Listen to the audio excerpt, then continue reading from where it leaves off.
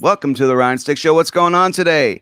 I'm not going to mess around because we're going to keep this episode short and sweet. Today, you have loved his playing on such classic songs as Every Morning and Fly. I am so proud and so happy to introduce to the show today, Murphy Karges. How you doing? Doing good. Good to be here.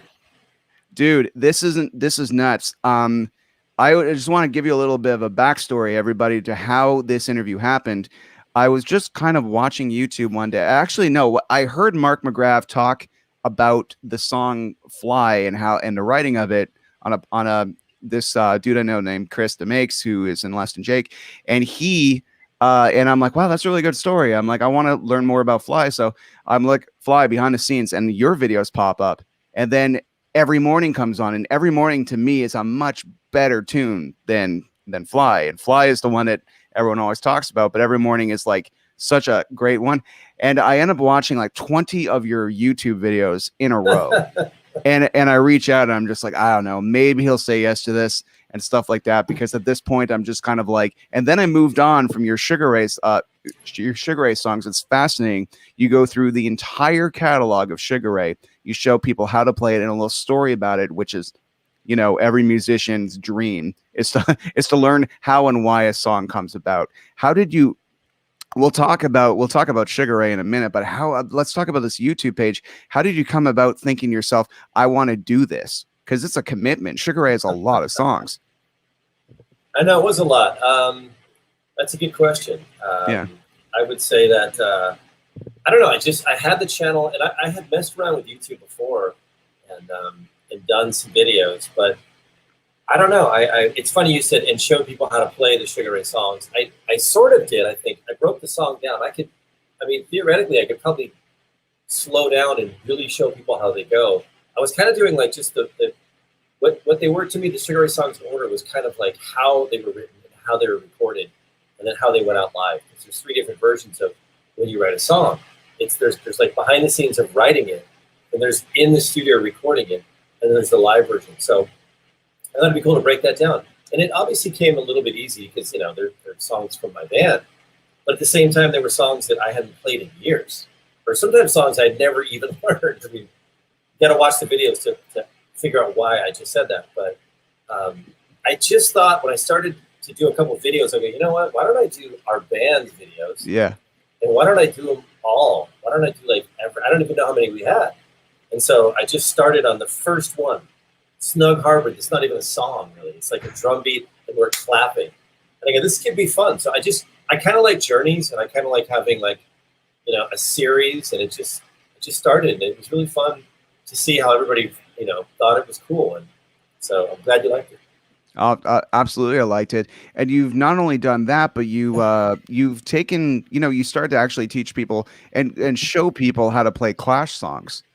And the Clash is a fascinating band, and I was more of a Pistols teenager, but I'm more of a Clash adult. Does that make any sense? Yeah, it does. Yeah. Yeah. No, they're both incredible, and I don't know. At the Clash, I did a couple, and I'm like, they were really kind of drawing me back. I was really into the Clash when I was young, and the Sex Pistols actually, but they're just, I don't know. They're different in really cool ways. Yeah.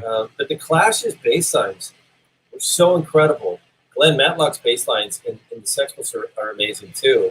Yeah. They kind of move along with the riff more. Where Paul Simonon is really doing different stuff. It's crazy. I mean, I was blown away at how good of a bass player he actually is and was by listening to his recordings. And I just kept doing them. And they're like my highest videos now. Guns of Brixton, The Magnificent Seven. So anyways, it was fun to do the Clash and go down memory lane for the Clash too. Well, we're talking about punk rock here, and we're talking about great bass playing. And you know, something when my friend Robin and I, when we were starting bands, we were 14 years old, and we had this compilation in Canada. I'm not sure if it's American too, but it's called Big Shiny Tunes. And on Big Shiny Tunes 2, Fly was on it, and Robin was like, "Oh, this band's great. I want to buy their CD." And he buys Florida, and the rest of the album is so different. You know what I mean? Like it's 10 seconds down, remote, and then you look back into it, and we catch a music video back in the day where like Beavis and Butthead just had to keep watching TV to see what would happen, having no control over the content you're watching, unlike now. And we see a video for Mean Machine now. I'm like, Jesus Christ, they're even if you go backwards in time, they get heavier and heavier and heavier. Yeah. When did you join this band? Because I was reading on Wikipedia, they were around since 1986 and had their first hit in like 1996, 7. That's 10 years of effort. So when did you join the Sugar Ray journey? The band got started actually because Stan Fraser called me and one summer goes, "Hey," he was in a band before called the Tories. Okay, they're kind of like a mod, and they love the jam. And so he goes, "Hey, Rodney switched to bass. Want to come down to the beach and play bass?" He switched from bass to guitar. So I go, "Okay, yeah, sure." I barely knew Stan, and I go, "Who's coming to sing?" He goes, "Some guy named Mark." And so we all walked into a room and we just started playing. So we all started at the same exact day. We came together and we called ourselves the Shrinky Dinks. That first jam had a lot of magic in it. It was weird. It was sort of like we just had this chemistry when we all get in a room together, and it was like high energy. And so yeah, it was a long journey before we got our deal. I mean, actually 88, I believe is right. I believe it was 88, not 87, not 86. And so it was a long time. It was a long time for us, but it was fun because. Go ahead. Oh no, Wikipedia is just a house of lies. But please continue. Well, I mean, Wikipedia is pretty cool. Actually, you're right. There's a lot of crap on it, but actually, he said I was in TSOL, which wasn't true. And I loved them. They were I was a big fan, and they were an influence for me. But I was never in the band. It said I was in the band. Anyways. But it was a long journey for us, yeah. And that was good, though, I think, because we didn't get thrown into a deal too soon. Yeah. We got a chance to play a lot and figure out who we were, if we were anything. And it was fun. So, when you all write Fly, clearly that's a difference in style that you really did before. But, it's funny when you're 14 and you're just like, oh, they must have just wrote that song to make money. And I'm like, I'm doing the math. I'm like, man, they were sleeping on couches and floors for like 8 years before that kicked in. And I'm thinking, as a 36-year-old man, I'm like, I will write Fly 5 times if it means I don't have to get up at 6 a.m. and dig holes. But the story of how Fly came together is so fascinating, about how organically it actually happened. Like, it starts off with, you pick up a bass and you're feeling like, what song was it again, where you kind of just picked it up and you said, I just feel like jamming to this, and then everyone organically kind of just started playing the same thing? Well, it actually started with Mark getting frustrated. It was in New York City, and it started with him. The reason we wrote the song is because it was a frustrating moment. What we were writing, we didn't like. It was writing this kind of heavy stuff, and it was okay, but it wasn't really feeling like Mark's voice was fitting in. He was, kind of still singing really heavy for the Lemonade Brownie stuff, and it just, I don't know. So he literally, he goes, whatever he said, he goes, I'm out of here, man. It was kind of a bummer day. We weren't getting much done, and he just bailed. And so this depressing feeling kind of came over us. And so the reason why I think I offered up that bass line, because it was so different. It was so completely different. I'm like, okay, great. So, all right. We all literally sat there, kind of depressed for a minute. Rodney just was sitting down. Stan got up and was walking around. And so that's how the song literally started. And the song you're referencing, it wasn't that I was trying to copy it. I had been listening to Sublime, and what I got had a very kind of just a simple pulsating bass line. I don't even know what it does in the song, but it kind of had the feeling of that it was just kind of moving a little bit back and forth, and it was simple. And so that feeling was going through my head, and I go, I don't know. So I literally just moved to the bass, and I just started playing 2 notes back and forth. I started playing A, fled it from C to D, and add the third on D, which is F sharp. And I just started playing that because it was so different. The moment had shattered. And so it was almost like, if we had a rule where we said, you could never say no to an idea. You can't ever say, oh, that doesn't sound like us. You could not say that. If somebody brought in the weirdest song, you have to try it. So that's why we felt okay to just bring up the most random stuff. So that, and then it happened, and then Craig made the second part. Rodney made the lick literally within just minutes. And Stan was walking out in the lobby smoking a cigarette, super depressed. And he's like, that's interesting. Because I think I got something in my head for that. And he came in and laid it down on the 4-track cassette. And the song was done in like 10 minutes. The chorus, we hadn't written the verse yet until Mark came back, and that was later. But I'm curious to hear. I didn't hear that. I thought, and the Krista Make podcast. Can I say his name right? Krista Make. Yeah, it's Krista Makes the podcast because Krista his last, Makes. yeah, Krista Makes, and then Right. and then his whole life apparently, from what I hear in the podcast. Okay, when I say like I know I knew him 10 years ago. Like we were in Japan. We were in Japan at like midnight having a conversation, waiting for an after party to start. And we had a nice long conversation. Saw them a few times when they came to town, and recently came upon his podcast. And it's funny because I discovered his podcast and your YouTube page within the same few days of each other. Yeah. So it's kind of like I just love how it's made.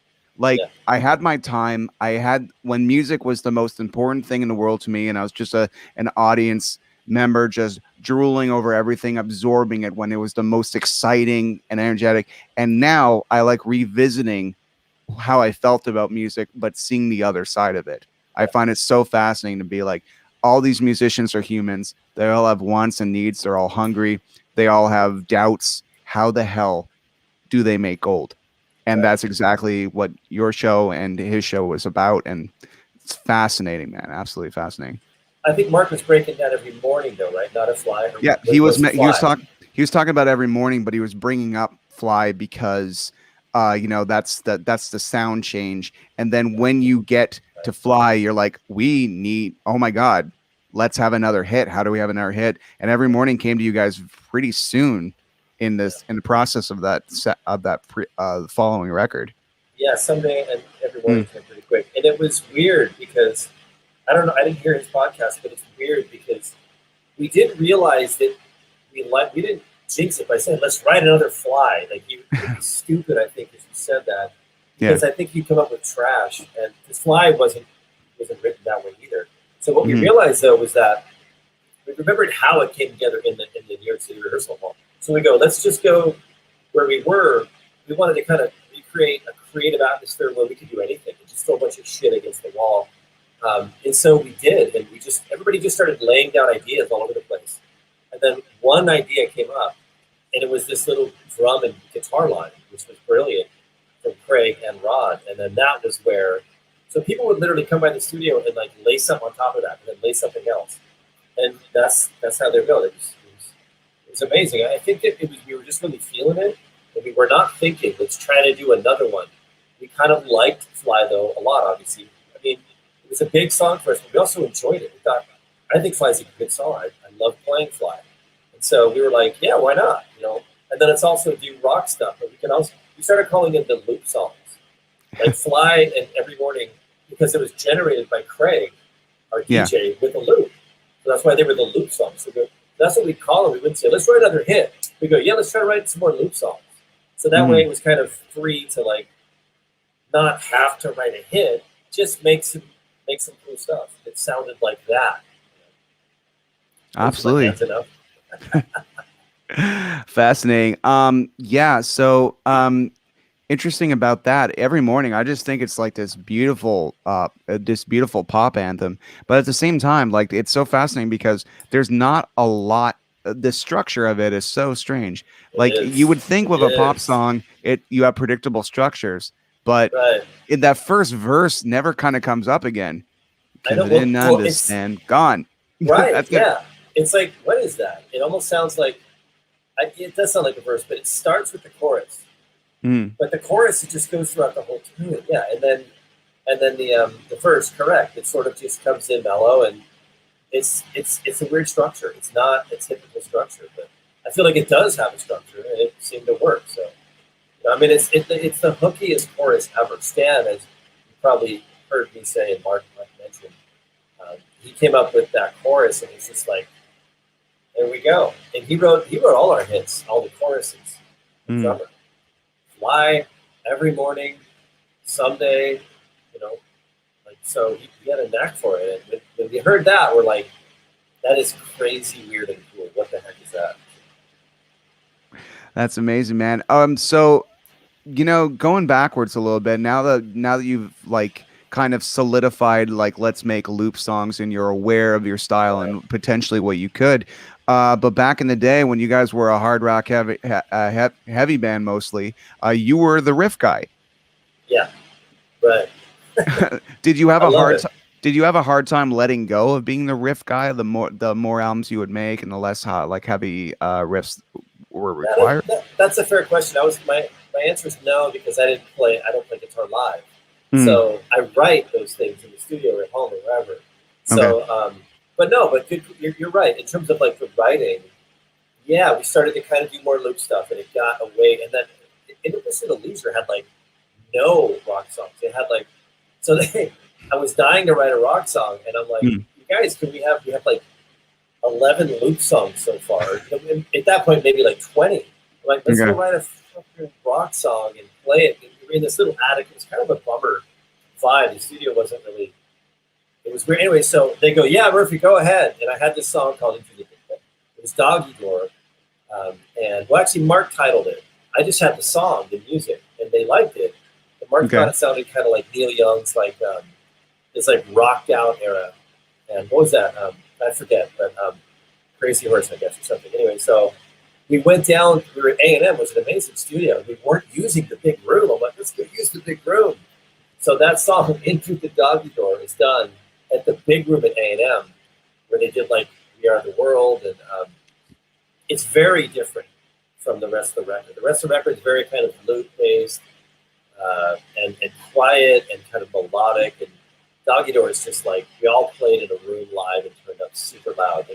It's a fun song. So, but no, I don't think you just you could fight against the tide, but why? If the tide is going there, I kind of think you just kind of got to go with that, and then you could probably fight it in your own little way, like a little bit. But I always said to Stan, whenever like we'd have problems, Stan and I were pretty close on the road. Rod and Mark were close, and then Craig, I guess, close with everybody, all of us too. But I would say to Stan, I go, you know what? You got to pick your battles for something that would come up that he'd be bummed about or I'd be bummed about. You sort of have to pick your battles to figure out: do I really want to fight this and say, get really just dig in terms of what I was answering the question about the songs changing? It's like, no, it's fine. I like the songs for the most part. But the one song in The Pursuit, I'm like, can we get some heavier stuff on this record? So I got one in there. I mean, there was some other stuff I wrote with the mellow ones, but you're right. It's fun to turn up the guitars loud. I like it anyway. Yeah. Well, I noticed in your YouTube channel, which we got some more viewers on, but I've just letting everyone know about your awesome YouTube page that everyone should subscribe to, even if they're not a bass player. I mean, that's the thing. You're a storyteller. You're a great storyteller. And watching the videos, half of it is just listening to how the songs come about.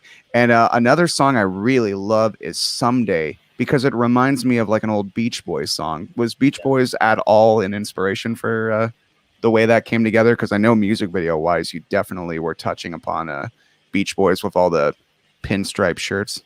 Yeah. I don't think we thought that. I mean, I think that it just called for that. And Rodney um, wrote a part that was so good, that guitar. This was like, his guitar part was so great in it. And I don't know that we were trying to emulate anything. I think that was another one where I believe Craig started the drum beat, and then there was a guitar line, and it kind of grew from there. And it just grew. I hate to say the word organically, but it literally just grew. Like I told you, that the writing for that 1459 album just had a bunch of ideas just on a pile. And we're like, hey, that one's pretty cool. Let's keep working on that one. And so that one just came about. And I mean, if you can't go back to the Beach Boys with some kind of a homage or something, then it was fun to do that. It's a great song, and I appreciate you saying that. The one thing that might sound like, if you're paying anything to the Beach Boys, would be the harmonies that Rodney and Stan would always sing together behind Mark, basically having the three parts. So that was one cool thing I always loved listening to in our band, is having three great singers. So, you know, I vocals. noticed. I noticed a little funny thing about your videos is that yes, like there's these three great singers singing, and sometimes the camera would go on you, and because you're not singing, you'd kind of give the camera like a little like eyebrow. Was that ever intentional? Kind of like it was a little bit of a Sid Vicious thing, actually. There was a little bit of a sneer or a Funny. sarcasm or a shoulder. Like I'm not sure. I'm not sure if that was ever No, intentional, but I always found that funny. no, not intentional. I don't know in terms of like that I wasn't singing, but I was happy with what Yeah. I was able to do and contribute. But I think that anytime we were all hands.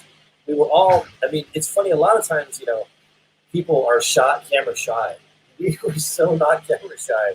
We were just trying to fight to get into the lens, and always give it some kind of a sarcastic wink, or trying to just put one over.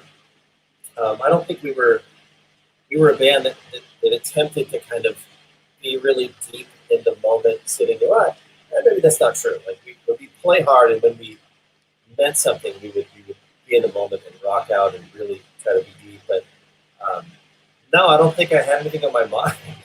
I was just probably trying to look cool into the camera. That's it. When I hear Sugar Ray music, especially I've been playing music for about 20 years now, and I can definitely pick apart the fact that all of this band was made up of truly great musicians, and Oh, everybody really brought something to the table. But with great musicians and stuff like that, sometimes video directors or photographers, they don't really care about that. They're like, let's get the singer up front. And Mark happened to look like a Ken doll full of bleach and tattoos. right. um did you ever like receive that thing, like in No Doubt, when they're actually depicting the scenes when they're like, all Yeah, right, yeah, let's get everybody out there and yeah, yeah, yeah, yeah. let's get Gwen with the pair. um The clever like line. did that ever happen to you guys, where some people are like, hey, let's just get Mark, and then Mark probably was like, no? No, it happened all the time. Okay. Um, all the time. And Mark was like, yeah, but like I don't know. I mean, talk about yes to that, to what you just said. Rolling Stone. We were told we got the cover of Rolling Stone. Okay, so we go to New York City. It's very exciting. And Mark Seliger is shooting it, who's an incredible photographer. I got into photography years later, and I'm like, Mark Seliger, I wish I would have asked him all these questions, when I really found out about photography. But it was such an honor to be photographed by him. So we get there, and we go to his loft. It's really bitching. And then that morning, our manager goes, hey guys, come here. We're like, what's up? Cool, we're here. Cover Rolling Stone. We're so excited, Everybody's waiting. We told our family, it'll be out whenever. He's like, okay, they just want Mark for the cover. Ah. And so it was, Yeah. we heard the line that, it sells more copies. It's a better looking picture than like with a bunch of band members. I can understand that, just because you have to compose, and artistically speaking, when you get one person to frame, you can really do a lot with the light and all that kind of stuff. But it's such bullshit, to be honest. It's like, it's really lame. You can find a lot of bands that decided to say, no, we want the whole band on the cover. I think No Doubt was on it. It's very rare that a band will just put their singer on. I think it's normally the band will be on the cover if it's a pretty big band worthy of being on Rolling Stone. So, but what we said again, remember I talked about the time, right? Yeah. So we thought, and it sort of was, our manager was presenting it as if it was kind of hardball, a little bit like that they really wanted. So we're like, okay, we could say F you, which is what which is what probably a lot of people would say that. But I don't know, man. You could ask a lot of people in the band, and you probably get a different vibe. But we sort of said, okay, well, you know what? Like, sure. Like, we'll still be in the magazine. They'll take a whole bunch of other pictures, and we'll be in there, but we'll be on the cover. So I think it's kind of a cop-out. I think it's kind of a lame thing. I wish we could have had more back and just said, what, screw that, man. Put us on the cover. We're a band. That would be a way cooler thing to say. Like, I think they just were trying to call our bluff, and he said, sure, whatever you want. So it's like, it's a bit cheesy, but it was cool. I mean, I had a blast. Mark Seliger is the coolest. I have a picture of us skipping down the sidewalks in New York City, a Polaroid. No, actually, it was a throwaway camera, the little throwaway cameras. And I had somebody take it. We're like, And it's me like skipping down the sidewalks with a legend photographer with, I think it was Mark and Stanley and Mark. So, anyways, great memories, great memories. But that's definitely a story where, hey, we just want him. And regarding that, I've said in videos too. I didn't care about the attention he got. I thought you were actually going to ask that question, the attention, because I think you pick the instrument and the personality. I really do. I think that bass players might be a little different generally, right?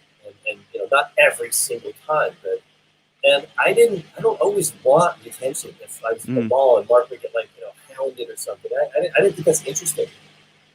You know, I always said the checks are still pretty much cut the same, and you know, if you write, so it's like I don't care about somebody who doesn't know. Mark would get recognized, people who don't know who he is. Hey, don't I know you? Hey man, don't I know you? Like that was so funny. Mark's like, I don't know, do you? You're asking me. And so I always say people that knew me, I was happy to talk to them because they were big fans if they knew who the bass player was. So that was fine by me. I didn't care that I didn't get hammered at the mall. I'm like, I'm cool, it's fine. I'm not concerned with that. So it never bugged me that he got a lot of attention and all that. I just wanted to write, play, and go have fun. That's it. That sounds excellent. In fact, what you're saying sounds like the fame a lot of voice actors have. I mean, people all around the world know Billy West's voice from the 5 or 6 characters he does on Futurama alone. But if he was walking down the street, unless you're a big fan, you don't know what Billy West looks like. Right. Something fascinating you were saying about your playing or your personality. You know, when it comes to bass, if somebody is a bass player but still wants to be the center of attention, you can hear it in the music and the way they'll approach the music, and almost kind of like how distracting their playing is towards the rest of the song. Like I find a truly great bass player is someone like Paul from the Clash, who will fill it up, but at the same time not really ruin what Mick is doing. And that's an art. How did you come about with bass playing? Like, did you say, I want everyone to hear my lines all the time, or it's just I want to play what the song needs? No, that's a really good point. It's well put the way you said that Paul Simonon I was thinking of John Entwistle, who was very busy, and same thing, but Simonon even more was busy in his own interesting way, but never clouding it up. So, you know, and so that's very well put. For me, I played simple. I mean, for many of the beginning years, I was writing the guitar riffs, so my bass lines were simple. They were just following the guitar, kind of like, who did I say did that? Who did I mention was really simple? Anyways, so my bass lines were just not even, they were just basic. They were just following the guitar. I never wrote like, okay, let's write a bunch of rad bass songs. I never thought of that. I go, let's write a bunch of rad riffs, because I love riffs for guitar. And but I kind of like to be where you don't notice the bass ever in the song, and then you maybe hear it do a line, or you hear it do a little thing there to there. I think maybe in later records when we did some more of the loop songs, it gave the bass opportunity to step out a little bit more. But I don't think I ever wrote bass lines that were like really insane. And I don't know. Yeah, that's a good question. But you know, it's just write what you write. So. Yeah, and when it comes to, and same thing could be said about guitars sometimes. I mean, there's tons of '80s guitar players that can play like lightning fast, but what they do kind of doesn't matter. And I think that Eddie Van Halen was able to do that, but at the same time can make you sing and remember every note he played. But I've seen other lead guitar players that just are playing fast for the sake of playing fast because it's cool. So And that happens with bass players too, where everybody kind of wants to be Matt Freeman, but don't really have his rhythm and his sense of feel. So melody too. His sense of melody. So all you have is a bunch of scales, and it kind of just waters it down. And I've had friends. I'm guilty of it. I've had friends come up to me years later where there's just like, oh God, I remember just being on bass, being like, I'm the bass player. Please God, notice me. Right. No. But I love playing with a kick. I love being just like this solid unit to the kick and the snare, like just not even separate, just so tight. Oh yeah. And then letting the air and all the other stuff happen on top of it, which wasn't a lot. We didn't have like horns and keyboards, but I just love tight, punchy riffs and sounds. And, you know, it was kind of like when we started, we kind of like wanted to be a cross between like AC/DC and the Beastie Boys, kind of. I mean, not really like we were Yeah. rapping, but it's just like we liked Okay. contemporary stuff. And so that's where Mark was so interesting and had all these concepts, and he was so active on stage. And then AC/DC for the riffs, like what a fun combination. I mean, we never like said that, like, oh, we want to, but I kind of thought, well, you know what, we were maybe that worked, something like that. But no, it's a very good point though that you brought up about bass and filling the space. You're talking about doing it in a smart way, not a way where like, listen to me. Yeah. The listen to me stuff is just not interesting. But when I'm teaching kids, I do teach some kids and some people here in my studio. I talk about soloing or playing anything. Like sometimes I'll have a bass player play a line. We're just playing in like E major or whatever, or blues in A. And I'll have them start moving around. And I'll be like, don't just move around for no reason. Try to make something melodic that you might later get stuck in your head. Yeah. You know, why not? Melody is big. You know, melody and rhythm is underappreciated too in terms of anything, melodic or just groove or so it's fun to just kind of break it down and think about why simple music can be so great. It can go on forever. I'm bringing this up because sometimes when you finish your video, all of a sudden you kind of like start slapping the bass and doing these crazy licks that it's interesting to me because I'm like, wow, this is a really secure player. Because had he not been one, he would have been adding this to all the songs, being like, I'm the bass player, I'm the bass player. Notice me. And I'm just kind of like, well, to hold all that ability back for the betterment of a composition. I hold my hat to you, sir. It is a dying art.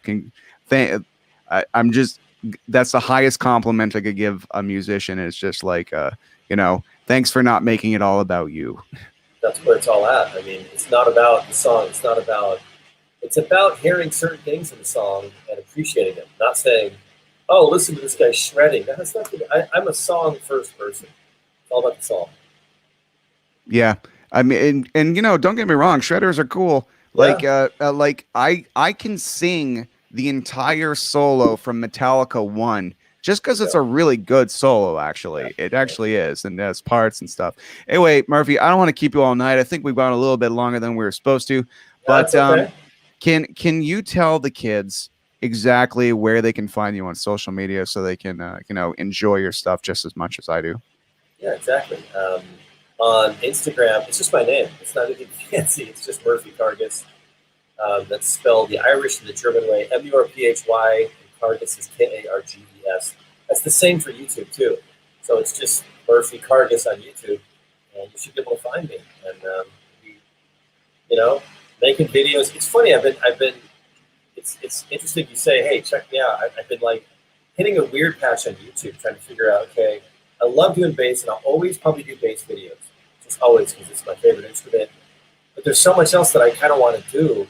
But you do often hear people say, no, you should really kind of narrow your lane so that a lot of people say, don't try to be an expert in everything. Well, not really an expert, but it's fun. I have a lot of ideas of stuff I'm going to be doing.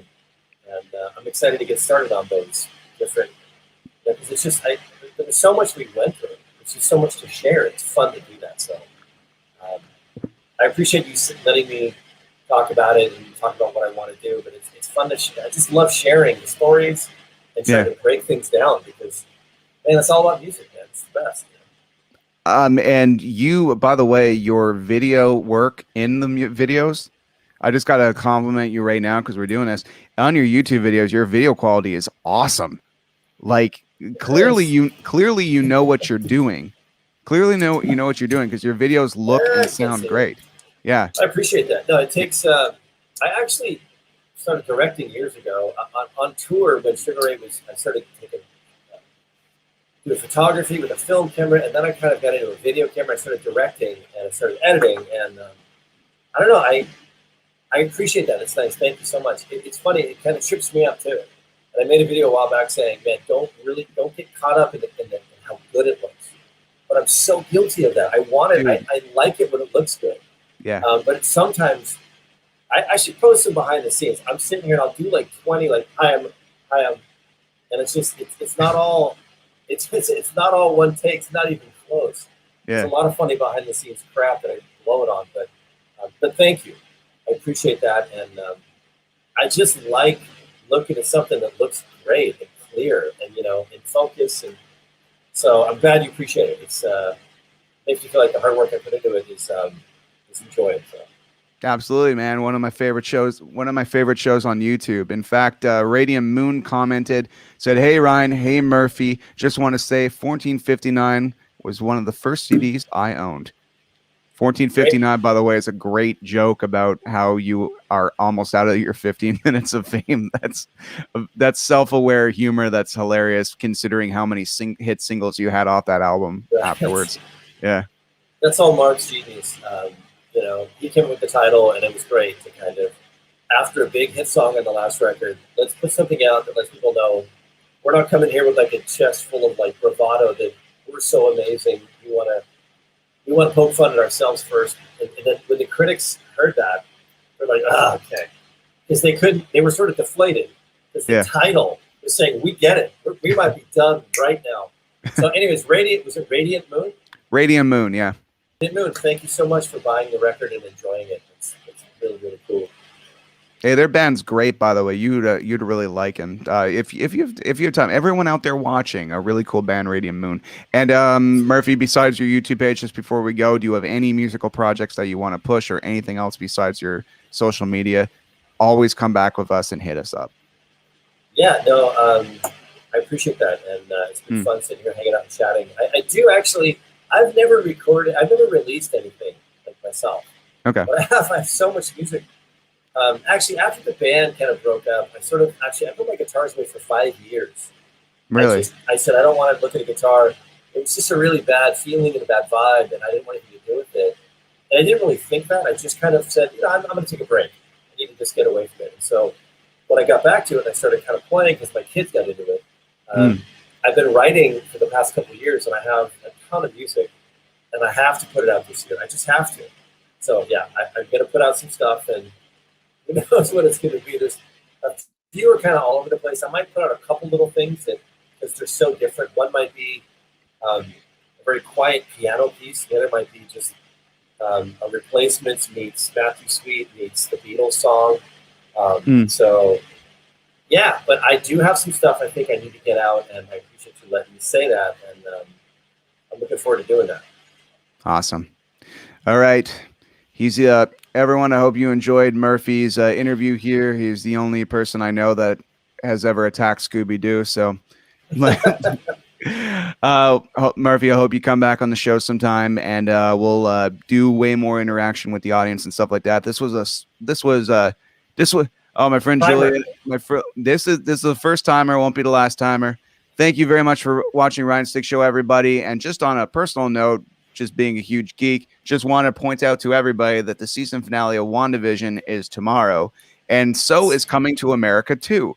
So it's gonna be a good day if you're nerdy. All right, take it easy, internet. Have yourself a week. See you next time. Bye.